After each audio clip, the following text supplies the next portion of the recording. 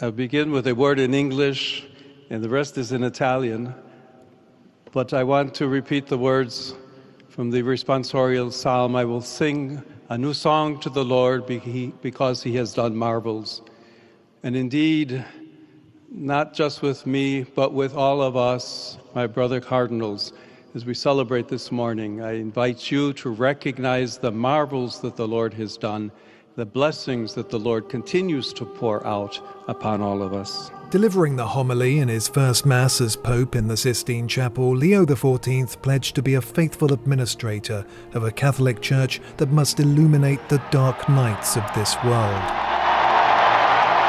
I would say that he brings a wide variety of perspectives. He brings what it means to have been born in Chicago, what it means to have been educated here in the United States, what it means to serve in Peru. As the head of Congregation of Bishops, he was very, very familiar with the worldwide church. I think what happened was that the Latin American cardinals backed Prevost for Pope. Because remember, he had worked in Latin America both as a bishop and as a priest for 20 years or more. So I think the Latin American cardinals saw him as one of their own, not a gringo. And so with their solid support, I think he began to gain more support from the other cardinals, and that got him elected. A translation from the Catholic news agency of his first homily as Pope gave a good indication of direction, which in part goes like this. A lack of faith is often tragically accompanied by the loss of meaning in life, the neglect of mercy, appalling violations of human dignity, the crisis of the family, and so many other wounds that afflict our society, he said. And these are not for you.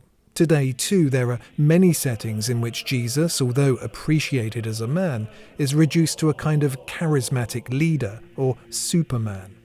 This is true not only among non-believers, but also among many baptized Christians, who thus end up living at this level in a state of practical atheism. Pope Leo XIV is not a successor of Pope Francis. He's a successor of St. Peter. So in whatever way that he feels he can best be that vicar for Christ is what he's going to do. It's not quite like political candidates where you're kind of following in a platform or an agenda. The platform is the same. The emphasis that you put on that may vary. He is Augustinian priest, which means he's a religious, like Pope Francis was. Pope Francis was a Jesuit. Prevost was a Augustinian. And so he went to Latin America to serve the people there. Actually, it's interesting, Pope Francis wanted to be a missionary, but because of his health, they wouldn't let him. Through the ministry of Peter, you have called me to carry that cross and to be blessed with that mission.